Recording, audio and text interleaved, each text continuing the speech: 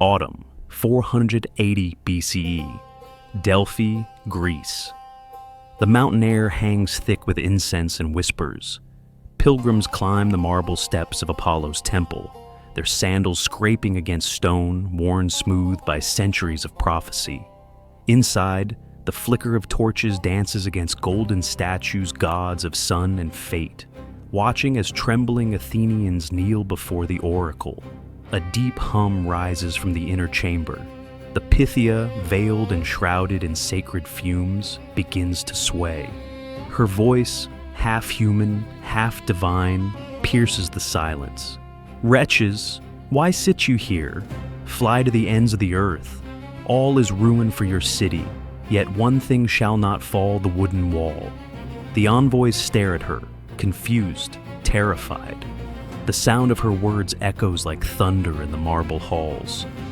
Outside, the wind howls through olive groves as if carrying the warning down the mountain. Days later, the message reaches Athens and panic follows. Xerxes, king of Persia, has crossed the Hellespont with an army so vast that it drinks rivers dry. City after city falls before him.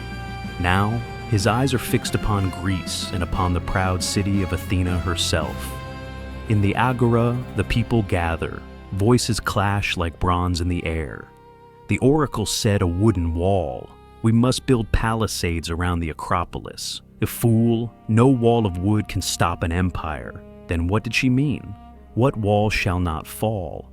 Only one man listens in silence, Themistocles, son of Neocles. His eyes narrow, reflecting the firelight of torches. A general, a politician, and above all, a thinker. He has heard the prophecy differently. He believes the gods speak not of walls on land, but of ships' wooden walls that sail. That night, he walks the shores of Piraeus, where shipwrights labor under the moon. The scent of tar and salt fills the air. The sea shimmers like liquid bronze. He whispers to himself, "If Athens is to stand, it will not be upon stone, but upon the sea." He sees in his mind's eye the triremes, swift vessels of oak and bronze, 3 rows of oars cutting through the dark waves. They are the future, and perhaps the only salvation. But Athens is divided. The priests demand walls of faith. The elders demand walls of stone. Themistocles must now convince an entire city to abandon its home, its gods, its pride, and fight not from within their walls, but upon the water. The firelight flickers across his face as the wind rises from the Aegean, carrying the distant rumble of thunder. War is coming. Athens' early spring, 480 BCE. The Parthenon's unfinished columns catch the morning light as crows circle above the city. The air smells of tension and of smoke from distant villages already burned by Persian scouts. Beneath the marble pillars of the Nix Hill, thousands of citizens gather for the assembly. Themistocles stands before them, his cloak torn from sleepless nights, his voice echoing across the stone amphitheater. "You would build walls of wood around your temples," he shouts, "while the enemy crosses the sea with 1,000 ships. What wall will stand when fire rains from the heavens?" The crowd murmurs farmers, craftsmen, and veterans of Marathon. They remember the glory of that earlier victory when Athens had stood alone and triumphed. But now the numbers are different. This time, Xerxes' host is vast beyond counting perhaps 1,000,000 men, a sea of soldiers, cavalry, and slaves. Themistocles paces before them, his words gaining fire. The oracle spoke true, the wooden wall shall not fall. It is not the Acropolis, it is our fleet. The gods have spoken of our ships. The sea is our fortress, and Poseidon our ally. A few laugh, shaking their heads. Fight them at sea? The Persians have ships enough to blot out the sun.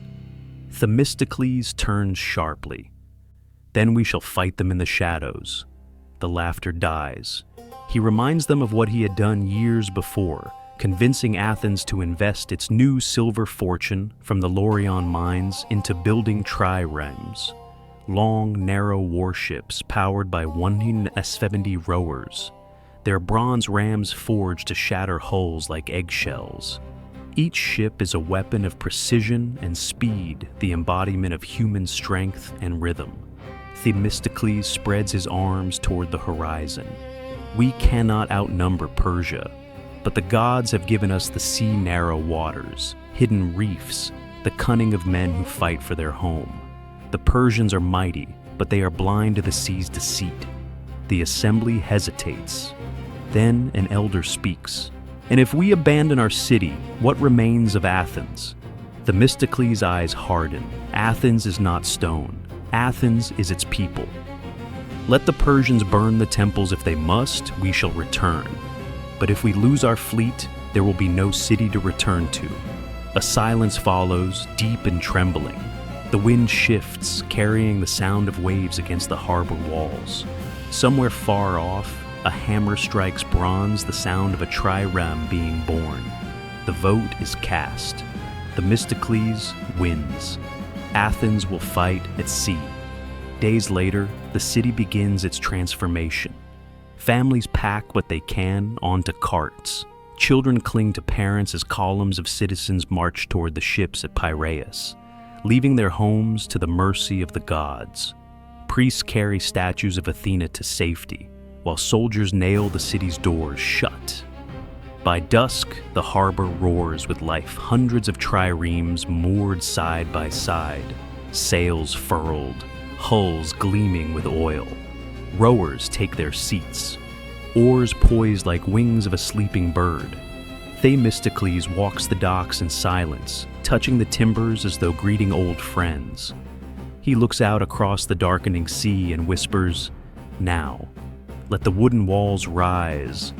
The waves lap against the ships, rhythmic and steady, the heartbeat of a civilization preparing to gamble everything upon the tide. Summer, 480 BCE, the Hellespont, Asia Minor. At dawn, the sea itself seems to tremble. From horizon to horizon stretches a vision of Empire Xerxes' army, a living flood of men, horses, and steel. The Persian king stands on a throne of carved gold beneath a canopy of silk, watching as engineers drive wooden stakes into the surf. They are building bridges across the narrow strait, binding Asia to Europe with rope and will. Two vast pontoons span the water miles of ships lashed together, their decks covered with planks, sand, and branches. It is a feat of engineering, as bold as any war, the crossing of the Hellespont, the gateway into Greece. Trumpets sound, drums thunder, columns of soldiers begin their march. Medes, Egyptians, Babylonians, Bactrians, Saka, and the fearsome immortals. 10,000 elite warriors clad in scale armor and carrying bows of horn and sinew. The bridges groan under the weight of a world. Xerxes raises his hand. The tide of humanity halts. He turns to his generals Mardonius, Hydarnes, Artabanus, and speaks with quiet certainty. "We will teach these Greeks the meaning of empire." Far to the south, in Athens, Themistocles stands on the cliffs of Phaleron Bay, watching smoke rise in the distance. The news is grim. Thermopylae has fallen. Leonidas and his Spartans are dead. The road to Attica lies open. Messengers rush through the streets as the shadow of Persia falls upon the land. Themistocles gathers his captains and points to a map spread across a wooden table. We cannot fight them on land. But here he stabs his finger at a narrow stretch of water between Salamis and the Athenian coast. Here, their numbers will count for nothing. The gods have given us a trap, and we shall spring it. His men exchange uneasy looks. They have heard tales of the Persian fleet over 1,000 ships, swift and deadly. But Themistocles' gaze burns with conviction. In open waters, we die. But in narrow straits, we strike. The sea will fight for us. That night, as the moon rises over the ruins of Athens, the Persian vanguard marches through the empty city. Flames devour temples and homes. Statues of the gods crumble beneath falling roofs. The owl of Athena, carved in marble, stares unblinking through the smoke, witness to her own city's destruction. Across the strait, the Athenian and allied Greek fleets gather in silence. The Corinthians, Aeginetans, and Spartans join them 370 triremes aligned in a shimmering arc, their bronze rams glinting under torchlight. Each ship holds 170 men, rowers, hoplites, and marines. Farmers and fishermen now sit shoulder to shoulder with soldiers and nobles, bound by a single cause. In the flickering light, Themistocles walks among them. "Remember this," he tells a young rower, tightening the leather grip on his oar. "A man's strength is not in his walls, but in what he will fight for when the walls are gone." A gust of wind sweeps across the strait, carrying the scent of smoke and salt. From the darkness, Persian torches glitter on the horizon, countless, like stars fallen to earth. Themistocles raises his hand toward them and whispers to himself, "Come then, let the empire of the east meet the courage of the west." Behind him, oars dip into the black water. The rhythm begins slow, steady, relentless, the sound of preparation before destiny. Dawn, September, 480 BCI, the Straits of Salamis. Mist curls low over the still waters. The sea lies calm, deceptive, a mirror for the coming storm. Beneath the fog, the faint creak of oars and the low murmur of prayers echo across the channel. 370 Greek triremes wait in silence, their prows pointed toward destiny. On the far shore, Xerxes surveys the scene from a golden throne built atop a rocky hill.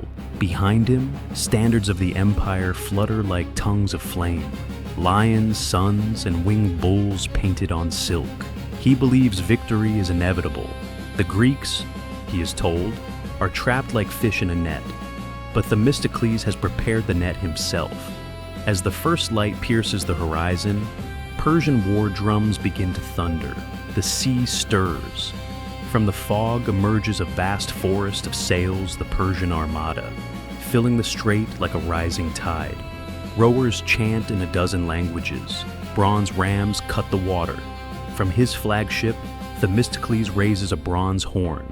Its blast splits the silence. Oarsmen ready, for Athens, for Greece. The reply is a roar that shakes the morning. The Greek fleet surges forward, oars slicing through the water in perfect rhythm. Bronze tips glint like the teeth of some awakening beast. The two forces meet with an explosion of sound, wood shattering, metal screeching, men shouting prayers and curses.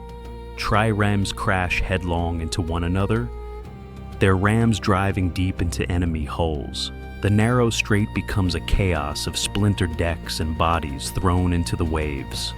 Themistocles stands at the prow, voice cutting through the storm. Hold the line, push them inward. The Persians, far too many, struggle to maneuver. Their numbers, once an advantage, now trap them. Their own ships collide in confusion. Arrows hiss from their decks, raining down like black hail. But the Greeks close the distance before volleys can fall. Grappling hooks fly, warriors leap from ship to ship, bronze shields flashing in the sun. At the height of battle, Artemisia of Caria, the Persian admiral and queen, rams an ally's ship to escape pursuit, a desperate move that convinces Xerxes she has struck down an enemy. Themistocles sees the confusion and presses harder, signaling his center to feign retreat before turning to strike from both flanks. The trap tightens. The air fills with smoke and salt. The sun breaks through the mist, revealing a horror of tangled hulls and crimson waves. The Greek rowers chant over the din Enalios. Enalios, invoking the god of war as their oars rise and fall in unison. Persian ships splinter one by one, their decks aflame. Soldiers plunge into the water, armor dragging them beneath. Themistocles' trireme drives forward through the wreckage, its ram shearing through another enemy hull. Above, on his throne, Xerxes watches in disbelief, His invincible navy, the pride of the empire, is dying before his eyes. He tears his robe and screams at his generals, but it is too late. The sea that brought him conquest now becomes his graveyard. Themistocles grips the prow rail, soaked with sweat and seawater. Around him, his men cheer, exhausted but alive. He gazes toward the burning horizon, where the last Persian banners sink beneath the foam. The wooden walls did not fall, he murmurs. The prophecy has been fulfilled not in stone, but in flame, salt, and courage. As the smoke drifts over the strait, the Greek fleet gathers its dead. The sea is red, the air thick with the smell of pitch and victory. Themistocles lowers his head, knowing this triumph has cost Athens dearly, but also that it has saved Greece itself. Midday, the Straits of Salamis, September 480 BCE. The roar of battle begins to fade, but the sea still churns with chaos. The sun, climbing high above the smoke, turns the waters into molten gold, stained with the crimson of the fallen. The cries of drowning men echo through the narrow straits, mingling with the groan of shattered timbers. From his golden throne atop the cliff, Xerxes watches in silent horror. The very sea he sought to command has betrayed him. His admirals shout, pointing toward the flames, but he cannot speak. What he sees below defies everything the great king believed about power. His fleet, the might of Asia, is no longer an army of ships. It is wreckage. The Greek triremes move among the wrecks like wolves among scattered prey. Their oars cut the surf in unison, rhythmic, relentless. Smoke veils their bronze rams, which gleam with seawater and blood. On the deck of his flagship, Themistocles stands drenched, his voice hoarse from shouting orders. Around him, the men row in silence, too exhausted even to cheer. Only the sound of the oars remains the heartbeat of Greece. He looks across the strait. Persian vessels burn in every direction.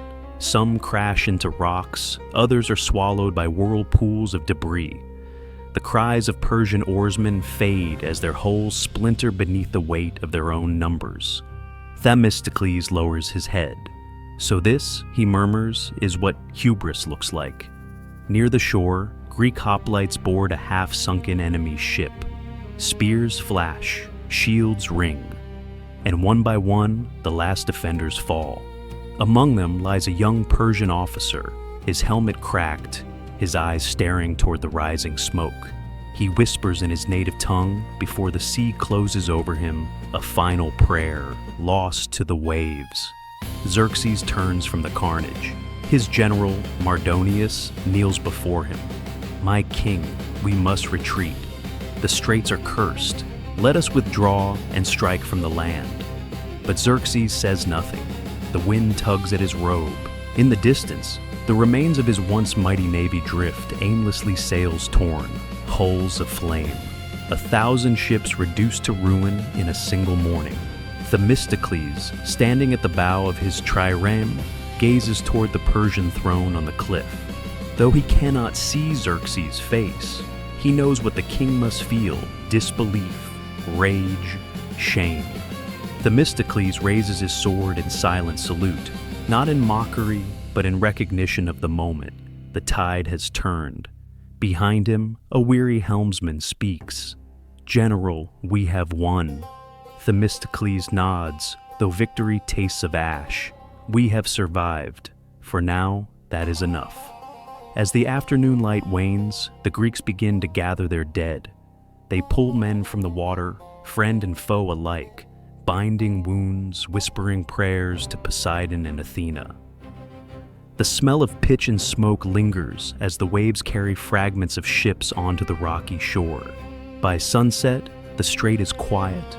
The fires burn low, casting orange light across the dark water. Themistocles stands alone at the edge of the deck, watching the embers drift out to sea. He knows that this victory will echo far beyond the shores of Salamis.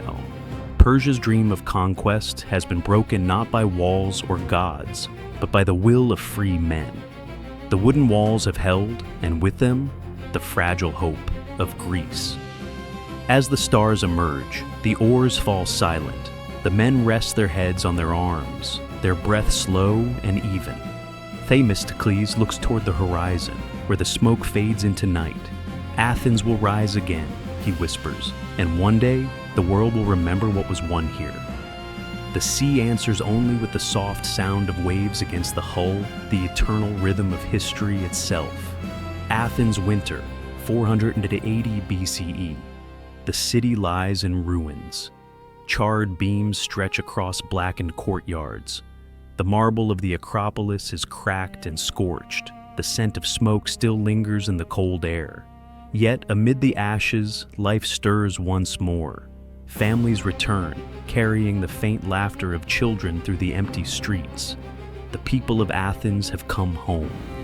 High upon the hill, Themistocles walks through the rubble in silence. His armor is dented, his cloak torn by salt and fire. He stops beside the shattered statue of Athena Promachos, the city's guardian, and brushes away the soot from her stone face. Beneath the ruin, her gaze remains unbroken, proud, defiant. Themistocles looks down toward the sea, where the triremes of Athens rest at anchor.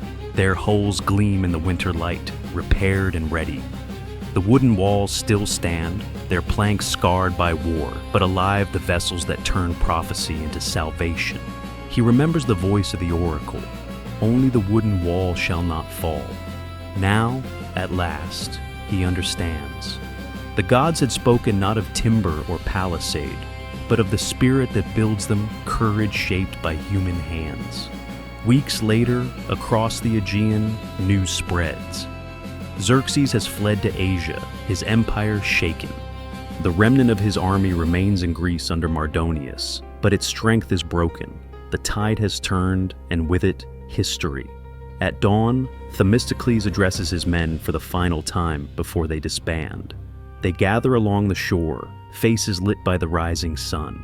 "We have no walls of stone," he tells them, "and yet we stand. Remember this, a city is not its marble or its gold, but the people who refuse to let it die." A murmur of agreement passes through the crowd. Some weep quietly, others smile. Behind them, the waves whisper against the sand like the echo of oars. In the years to come, Athens will rebuild. From its ruins will rise temples and theaters, philosophy and art, the dawn of a new age. Themistocles' fleet will become the foundation of the Delian League, and Athens, the beating heart of the classical world. Yet, in that moment, as gulls cry overhead and the wind carries the scent of salt and cedar, Themistocles stands alone upon the shore. His gaze drifts toward the horizon, where the sea meets the sky, the same sea that once carried the Persian fleet, and the same that now guards Greece. He closes his eyes. The sound of hammers echoes through the city as builders raise new walls not of wood, but of hope. "The sea saved us," he whispers, "and may it remind us salvation is not in what we build, but in what we believe." The camera pulls back, rising above Athens, a wounded city reborn, its harbor glittering with ships like scattered stars upon the water. The sun climbs higher, spilling light over marble ruins and golden sails. The oracle's words fade into the wind, eternal and fulfilled. The wooden wall shall not fall.